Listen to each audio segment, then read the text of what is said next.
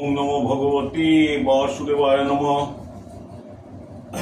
ओम नमो भगवती वासुदेवाय नमः। ओम नमो भगवती वासुदेवाय नमः। आज गौर पूर्णिमा। भगवान श्रीकृष्ण एवं राधा रानीर मिलित तनु गौरांग महाप्रभुर आज 540तम जन्म तिथि। এই তিথিতে আমরা সকলে চৈতন্য মহাপ্রভুর জীবনী আমরা একটু আলোচনা করব। আমরা স্বামীজির ভগবানের জীবনী নিয়ে যখন আলোচনা করি তখন ভগবান সেখানে প্রকট হন এবং আমরা বিভিন্ন সময় বিভিন্ন মহাপুরুষের জীবনী নিয়ে আলোচনা করেছি। আজ থেকে 540 বছর আগে ভগবান শ্রীকৃষ্ণ এবং রাধারানীর মিলিত তনু গৌরাঙ্গ মহাপ্রভু নদিয়ার বুকে জন্মগ্রহণ করেন। চৈতন্য মহাপ্রভু তিনি আমাদের এই যে ধর্মকে, আমাদের ধর্ম যখন রসাতলে যেতে বসেছিল তখন এই ধর্মকে তিনি রক্ষা করেছিলেন এবং নাম মহিমা তিনি জগতে প্রচার করেছিলেন। এই মহাপ্রভুর জীবনী আমরা একটু পাঠ করব। ভগবান আছেন এবং আসেন।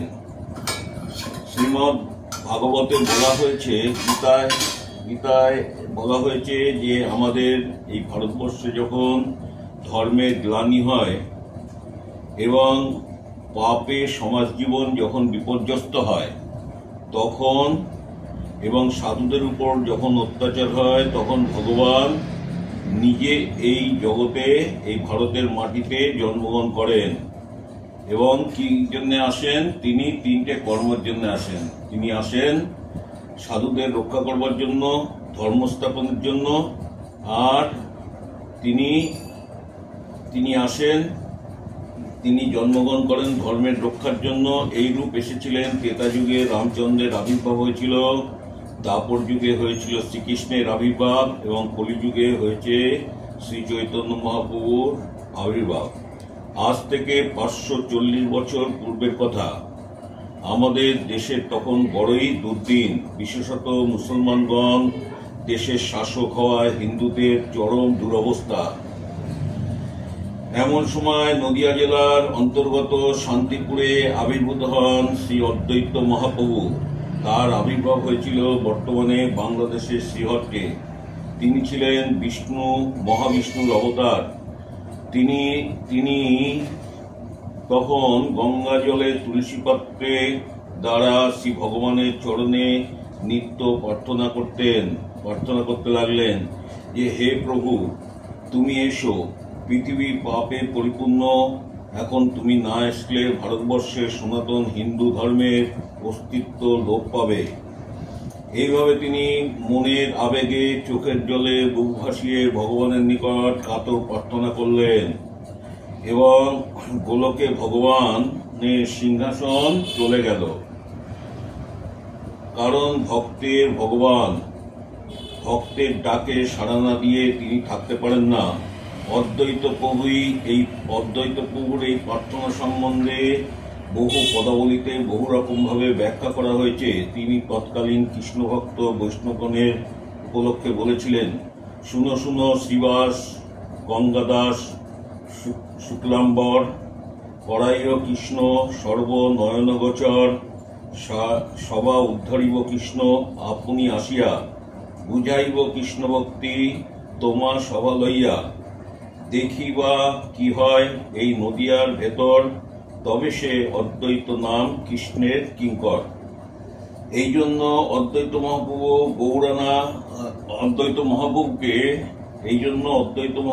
গৌরানা গোসাই বলা হয়।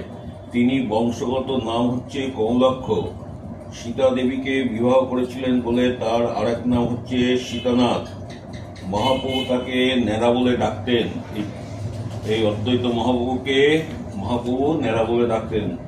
অদ্বৈত মহাপ্রভুর জীবনী আগে পাঠ করার কারণ হচ্ছে, মহাপ্রভুকে এই যে এনেছিলেন, তিনি নয়ন জলে তুলসী পাতা দিয়ে গঙ্গাতে তুলসী পাতা বিসর্জন দিতেন এবং সেই তুলসী পাতা এসে সচিমাতার নাভিতে স্পর্শ করত এবং এইভাবে ভগবানের কাছে তিনি প্রার্থনা করতেন যে প্রভু এসো, এবং সেই প্রার্থনায় ভগবান সাড়া দিয়ে তিনি জন্মগ্রহণ করলেন নদিয়াতে।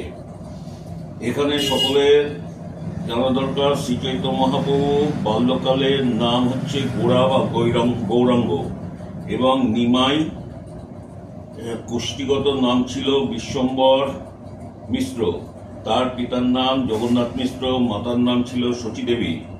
পিতামহের নাম উপেন্দ্র মিত্র, পিতামহীর নাম শোভাদেবী। আদি নিবাস শ্রীহট্ট জেলার অন্তর্গত ঢাকা দক্ষিণ গ্রামে। মহাপ্রভু সচিমাতার দশম গর্ভের সন্তান। মহাপ্রভু ছিলেন সচিমাতার দশম গর্ভের সন্তান। সচিমার পরপর 8টি কন্যা সন্তান নষ্ট হয়ে যায়। নবম গর্ভে সর্বপ্রথম যে পুত্র সন্তান হয় তার নাম হচ্ছে বিশ্বরূপ। তারপর দশম গর্ভে মহাপ্রভুর আবির্ভাব হয়। মহাপ্রভু যে স্বয়ং ভগবান তার নানা ইঙ্গিত পাওয়া গিয়েছিল। জন্মের পূর্বে জগৎপতি মাতামহী শোভাদেবীকে স্বপ্ন দেন যে তিনি স্বয়ং তার পুত্র বধূর গর্ভে আবির্ভূত হবেন। তাছাড়া শচীদেবী এবং মিশ্র মহাশয় বিভিন্ন স্বপ্ন দেখেছিলেন। তাতে তারা বুঝতে পেরেছিলেন এই দশম গর্ভের সন্তানটি হবেন একজন মহাপুরুষ। সচিমাতা যখন গর্ভবতী তখন অদ্বৈত প্রভু একদিন হঠাৎ শান্তিপুরের থেকে এসে সচিমাতাকে 7 বার প্রদক্ষিণ করেন। গর্ভের সন্তানকে প্রণাম করে তিনি তুলসী ধূপধুনা সহ সেই গর্ভকে পূজা করেন। অর্থাৎ তিনি তার প্রার্থনার মাধ্যমে জানতে পেরেছিলেন যে ভগবান এবার এসেছেন। অবশেষে 13 মাস মাতৃগর্ভে থাকার পর, যা সাধারণত 10 মাস 10 দিন মাতৃগর্ভে থাকে মানুষ, সেখানে মহাপ্রভু ধরাধামে অবতীর্ণ হন ফাল্গুনী পূর্ণিমার দিন সন্ধ্যাকালে। সেদিন আবার পূর্ণিমার চন্দ্র রাহুগ্রস্ত হয়েছিল। সারা নবদ্বীপবাসী নরনারীগণ বিপুল শঙ্খধ্বনির মাধ্যমে গঙ্গা স্নান করছিলেন। বাংলার 1407 শক অর্থাৎ ইংরাজি 1486 খ্রিস্টাব্দে বারটি ছিল শনিবার। সে আজ থেকে 540 বছর আগে পূর্বের কথা। মহাপ্রভুর মাতা সহ যখন দাদামশাই নীলাম্বর চক্রবর্তী ছিলেন একজন বড় জ্যোতিষী। মহাপ্রভুর মাতামহ অর্থাৎ দাদামশাই ছিলেন নীলাম্বর চক্রবর্তী ছিলেন একজন বড় জ্যোতিষী। তিনি তখন দৈহিত্যের পুষ্টি প্রণয়ন করে বলেছিলেন যে জন্মলগ্নে পূর্ব ফাল্গুনী নক্ষত্র, সিংহ রাশি, সিংহ লগ্ন অর্থাৎ গ্রহ লগ্নের বিচারে স্বাভাবিক সুলক্ষণ। স্বয়ং ভগবান মর্তে আবির্ভাবের লীলা দর্শনের জন্য স্বর্গের দেবদেবীগণ ছদ্মবেশে নবদ্বীপধামে এসেছিলেন। তার মধ্যে ছিলেন স্বয়ং বৃহস্পতিদেব। তিনি ভবিষ্যৎ গণনা করে বলেছিলেন এই শিশু হচ্ছে নররূপী নারায়ণ, তার নাম যেন বিশ্বম্বর রাখা হয়। মহাপ্রভুর রূপ সৌন্দর্য এমনই ছিল যে তাকে দর্শন করে একবার যে দর্শন করত তার দর্শনের জন্য দেশ দেশান্তরের লোক নবদ্বীপে মিশ্রগৃহে সমাগত হয়েছিলেন। নিমাই আস্তে আস্তে বড় হতে থাকলেন। নিমাইয়ের অন্নপ্রাশন দেওয়া হবে 6 মাস বয়সে নিমাইকে অন্নপ্রাশন সম্পূর্ণ হলো। নামকরণ হলো বিশ্বম্বর। এই শুভ অন্নপ্রাশনের দিন শান্তিপুর থেকে সতী দেবী, সীতা দেবী এবং বালকের জন্য বহুবিধ অলঙ্কার এনেছিলেন। মালিনী দেবী শিশুর ঝুঁটির মধ্যে একটি সুন্দর ময়ূরপুচ্ছ বেঁধে দিয়েছিলেন শ্রীকৃষ্ণ জ্ঞানে। সচিমাতার বাছা ধনকে কোলে করে চন্দ্রসুধা পান করেছিলেন। এমন সময়ে মাতামহ নীলাম্বর চক্রবর্তী এই অপূর্ব রূপ সম্পন্ন দৈত্যের বদন কমলে অন্নপ্রসাদ প্রদান করেছিলেন। চৈতন্য ভগবতে লেখা আছে, সর্ব শুভক্ষণ নামকরণ সময়ে গীতা ভাগবত যেন ব্রাহ্মণগণ পড়েন, দেবগণে নরগণে করবে মঙ্গল। হরিধ্বনি শঙ্খধ্বনি বাজায় সকলে। অন্নপ্রাশনের সময় আমাদের ধর্মমতে নানাবিধ জিনিস শিশুর সামনে রাখা হয়, কিন্তু নিমাই যেন কিছু না নিয়ে ভাগবত গ্রন্থখানি আলিঙ্গন করেছিলেন। শিশু মাত্রই ক্রন্দন করেন, তখন তাকে নানাবিধ খেলনা দেওয়া হয়, দ্রব্যাদি দেওয়া হয়, কিন্তু নিমাইয়ের কান্না শুধুমাত্র হরির নাম শ্রবণ করলেই কান্না থেমে যেত। সচিমা একদিন দেখলেন যে শিশু নিমাই উঠোনে হামাগুড়ি দিতে একটা বিষধর সাপের উপরে নিশ্চিন্ত মনে শুয়ে আছে। সাপটি তার কোনো ক্ষতি না করে ধীরে ধীরে চলে গেল। শৈশবে নিমাইচাঁদ ভীষণ দুরন্ত ছিলেন এবং সচিমা ঘরের মধ্যে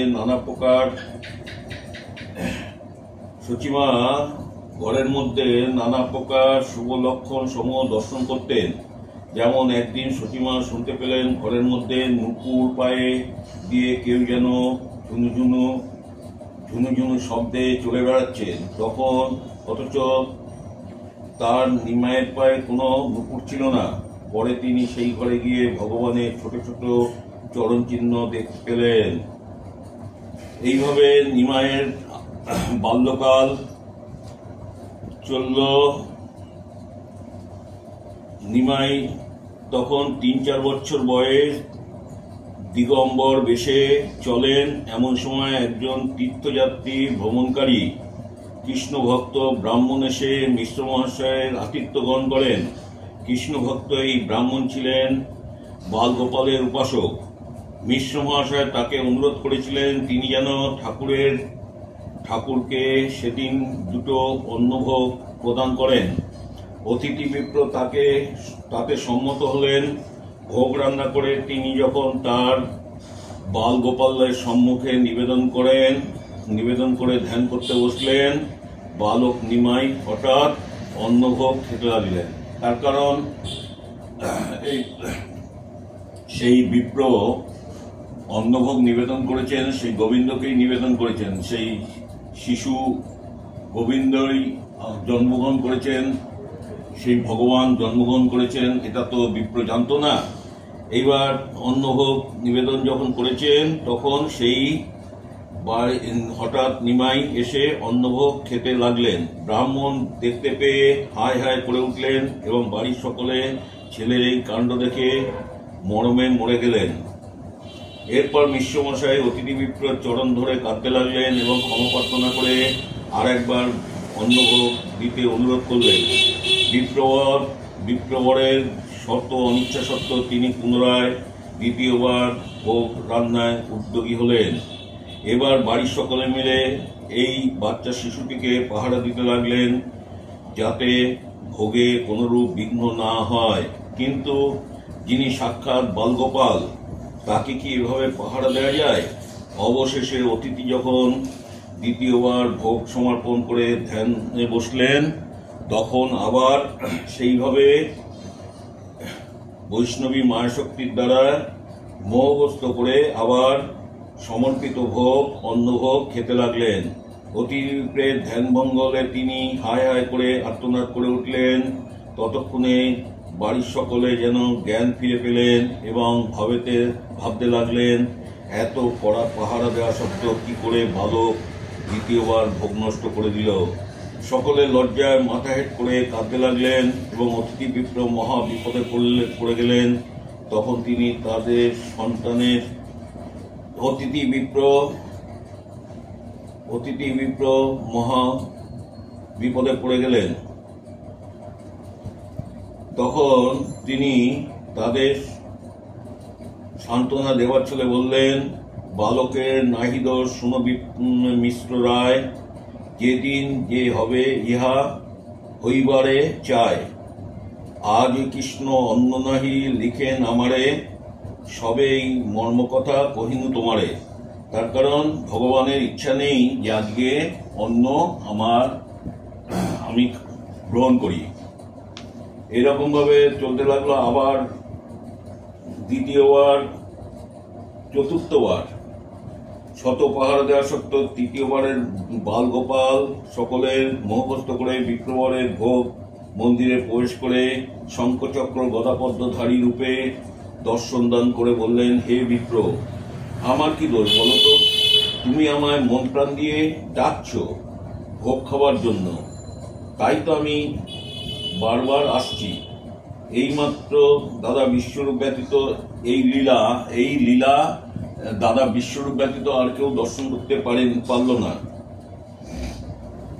অবশেষে সামান্য দুটি প্রসাদ পেয়ে তিনি মহাপ্রভুর উপদেশ অনুযায়ী বাকি সারাটি জীবন গুপ্তভাবে নবদ্বীপে ছিলেন নিত্য মহাপ্রভুর চরণ দর্শনের জন্য।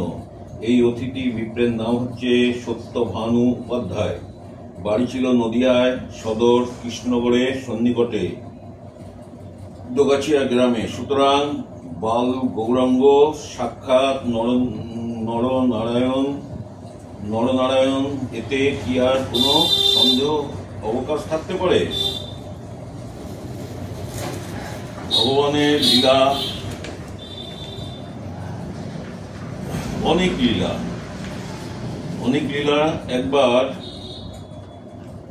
একবার ভগবানের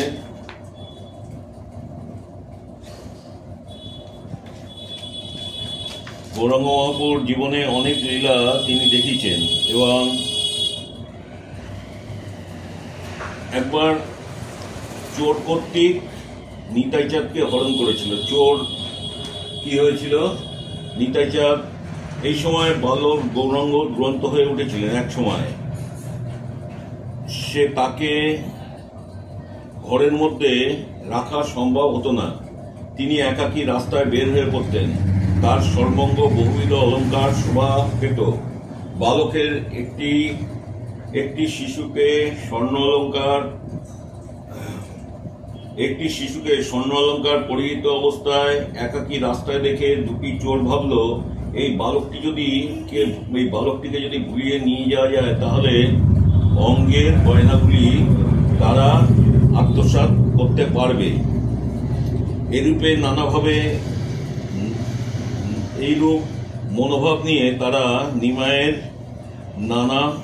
নিমাইকে নানা প্রলোভন দেখিয়ে তাকে তার মায়ের কাছে নিয়ে যাব ইত্যাদি বলে বালকটিকে কোলে তুলে নিয়ে তারা হাঁটতে লাগলেন। এইবার নিমাই তখন একজন চোরের কাঁধে বসে চলছিল। তার বৈষ্ণবী মায়ায় চোরেরা সব দুষ্টু বুদ্ধি লুপ্ত হলো। তারা শুধু নবদ্বীপের রাস্তায় ঘুরতে লাগলো। কিছুতেই তারা নিজেদের গন্তব্যস্থলে যেতে পারল না। অবশেষে ঘুরতে ঘুরতে মিশ্র বাড়ির সামনে এসে নিমাইকে নামিয়ে দিয়ে পালিয়ে গেল। গয়নাটিও চুরি করা কিছুই হলো না। শ্রী ভগবান মায়াশক্তিতে এই দুটি চোরের সব কুবুদ্ধি লোপ পেয়েছিল এবং তারা তার কোনো গয়নাই নিতে পারল না। এসব যেন অবিশ্বাস্য ঘটনা। কিন্তু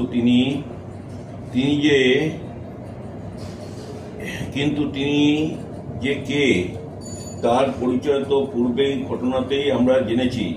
দুই চোরের একজনের নাম হচ্ছে মেঘাবলী দস্যু। ভগবানের কৃপায় তারা তার স্পর্শে সেই চোর সাধু সন্তে ন্যায় সৎভাবে অবশিষ্ট জীবন যাপন করেছিলেন।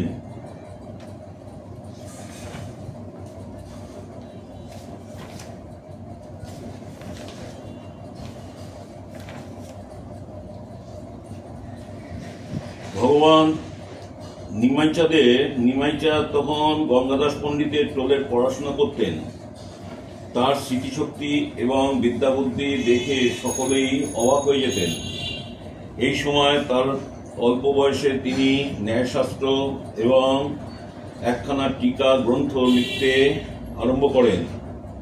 যেমন সব জায়গায় হয়, নিমাইচাঁদ এই প্রশংসা শ্রবণে সহপাঠীদের মধ্যে অনেকে তার ঈর্ষা করতে লাগলেন। এরপর একজন সহপাঠীর নাম হচ্ছে রঘুনাথ। তিনি তখন ন্যায়শাস্ত্রের উপর একখানা টিকা গ্রন্থ লিখেছিলেন। তিনি এও জানতে পারেন যে সহপাঠী নিমাইচাঁদ অনুরূপ একখানি টিকা লিখেছেন, ঠিক একই বিষয়। তখন রঘুনাথের মনে ধারণা হলো যে নিমাইচাঁদ গ্রন্থ প্রকাশিত হলে তার গ্রন্থ আর কেউ পড়বে না। তিনি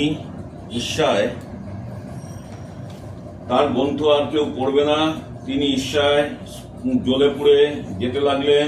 অথচ নিমাইচাঁদের মনে কোনরূপ এই জাতীয় বিষয়ের ভাব ছিল না। অবশেষে রঘুনাথের মনে হলো নিমাইচাঁদকে কিভাবে কি লিখেছেন তা জানতে পারলে তিনি তার চেয়েও ভালোভাবে তার গ্রন্থখানি রচনা করবেন। এই মনোভাব নিয়ে তিনি একদিন বললেন, ভাই নিমাই, তোমার লেখা গ্রন্থটি আমায় একবার দেখাবে? প্রভু আমার সবই বুঝতে পারলেন এবং অবশেষে সেই তার সম্পত্তি কি এতে আর সম্মতি দিলেন। কাল গঙ্গাবক্ষে চলো, আমরা দুজনে নৌকায় চড়ে বেড়াবো এবং সেই সময় তোমাকে আমার লেখা পড়ে শোনাবো। প্রথমত পরদিন দুজনেই নৌকায় উঠলেন। নৌকা যখন মাঝগঙ্গায় গেল তখন নিমাইচাঁদ তার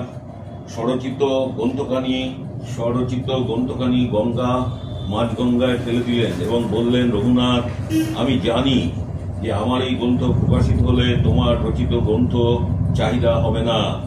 তুমি আমার সহপাঠী, তোমার মনে আমি কোনো কষ্ট দিতে চাই না।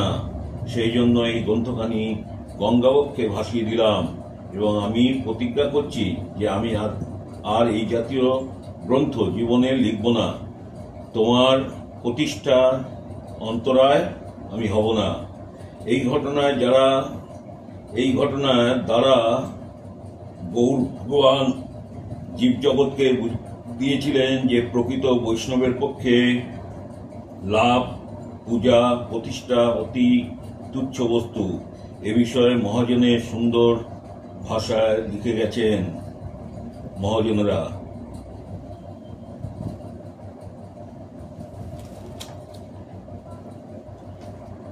মহাপ্রভুর জন্য অনেক ঘটনা। মহাপ্রভু তো তিনি 24 বছর বয়সে সন্ন্যাস নিয়েছিলেন এবং 24 বছর বয়সে সন্ন্যাস নিয়েছিলেন। সেই সন্ন্যাসে যাওয়ার সময় সেই বিষ্ণুপ্রিয়াকে রেখে চলে গেলেন এবং সেই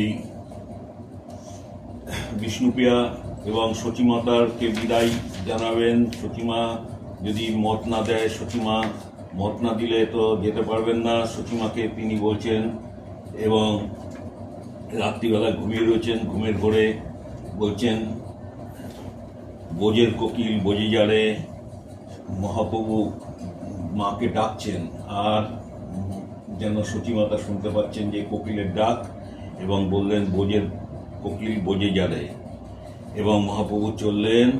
সচিমাতা এবং বিষ্ণুপ্রিয়াকে কাঁদিয়ে তিনি চললেন জগতের কল্যাণের জন্য। মহাপ্রভুর জীবনে অনেক ঘটনা। মহাপ্রভু শ্রীকৃষ্ণের অবতার এই গ্রন্থে মহাপ্রভুর যে আদ্যপ্রান্ত চৈতন্য লীলা অলৌকিক যেন, শ্রদ্ধা করি শুনো ইহা সত্য করি মেনো। যেই তর্ক করে ইহাই সেই মূর্খ রাজ, আমার আপনার মুন্ডে যে আপনি পরে বাজ। এই গ্রন্থে এরকমভাবে বিভিন্নভাবে মহাপ্রভুর জীবনের উপরে টিকা রয়েছে। মহাপ্রভু তিনি কাজী উদ্ধার করেছেন। মহাপ্রভুর জীবনে অনেক ঘটনা, যখন বৈষ্ণবদের খোলকর্তাল ভেঙে দিচ্ছে এবং বৈষ্ণবরা যখন নাম করছে, তখন মহাপ্রভু রুখে দাঁড়ালেন। এবং মহাপ্রভুর জীবনে লীলা বর্ণনা করা খুব দুঃসাধ্য ব্যাপার। তার কারণ 24 বছর তিনি নবদ্বীপে ছিলেন এবং পরের 24 বছর তিনি 18 বছর ছিলেন গম্ভীরাতে, এবং তিনি কৃষ্ণ নামে পাগল হয়ে তিনি মহাপ্রভু ওই আপনার গম্ভীরাতে ওই পুরী শ্রীক্ষেত্রে তিনি ছিলেন এবং হরিদাসকে তিনি সমাধি দিয়েছিলেন। সেই সমাধি এখনো আছে। মহাপ্রভুর লীলা বর্ণনা শোনা মহাপুণ্য অর্জন হয়। মহাপ্রভু পুরীধামে যখন ছিলেন, পুরীধাম থেকে সন্ন্যাসী মহাপ্রভু যখন শ্রীধাম বৃন্দাবনে যান, তখন তিনি জঙ্গলের পথ দিয়ে যাচ্ছিলেন। তখন এই জঙ্গলের পথে সমস্ত এবং বনপথ দিয়ে যখন গেছিলেন, তার সঙ্গে ছিলেন একজন মাত্র বৈষ্ণব। কৃষ্ণপ্রেমে তখন প্রভু পাগল দশা, সদা সর্বক্ষণ মুখে হরিনাম। সকল জীবজন্তু এবং পৃথিবীর যা কিছু জিনিস সবই ভগবানের সৃষ্টি। মানুষের মধ্যে যেমন প্রাণ আছে, এই সমস্ত জীবের জড় পদার্থের মধ্যেও প্রাণ। একে বলে জীবাত্মা। সকলে আমরা সেই জীবাত্মা বা পরমাত্মার শক্তিতে বেঁচে আছি। সেই হেতু মহাপ্রভু, যিনি স্বয়ং ভগবান, তিনি যখন বনপথে বৃন্দাবনে যাচ্ছিলেন, তখন বাঘ, ভাল্লুক, হাতি, শিয়াল, হরিণ, গন্ডার, পশুপক্ষী ইত্যাদি সকলেই ভগবানের সংস্পর্শে এসে মুখ দিয়ে হরিনাম, হরে কৃষ্ণ মহামন্ত্র নাম তারা পেছন পেছন চলতে লাগলো। মহাপ্রভু চললেন এবং সেই পশুরাও মহাপ্রভুর এই হরিনাম করছেন। এবং বাঘ প্রভু কয়ে কহ কৃষ্ণ ব্রাহ্য উঠিল, কৃষ্ণ কৃষ্ণ কহি ব্যাঘ্র নাচিতে লাগিল। নাচ করছে বাঘে। ব্যাঘ্র তখন আর পশু রইল না। ভগবানের শ্রীমুখ থেকে কৃষ্ণ নাম মহামন্ত্র পেয়ে তারা সকলে হিংসা ভুলে গিয়ে ভগবানের দর্শন প্রাপ্ত হয়ে আনন্দে নাচতে লাগলেন। হরে কৃষ্ণ নাম পর্যন্ত উচ্চারণ করতে থাকেন। তখন কি করে সম্ভব? কিন্তু তোমরা বিশ্বাস করো, এটা হয়েছিল। ভগবানের পক্ষে এটা সম্ভব। এই বনপথে বলা হয়, এই বনপথকে বলা হয় ঝাড়িখণ্ডের পথ। ঝাড়িখণ্ডের পথ দিয়ে ভগবান গেছিল। আজ এই পর্যন্ত থাক। পরের দিন আবার মহাপ্রভুর জীবনী আলোচনা করব। ওম নমো ভগবতে বাসুদেবায় নমঃ। শ্রীমন মহাপ্রভু সকলের কল্যাণ করুক, এই কথা বলে সকলে মহাপ্রভুর কৃপা লাভ করবেন। ওম তস্সৎ, ওম তস্সৎ, ওম তস্সৎ।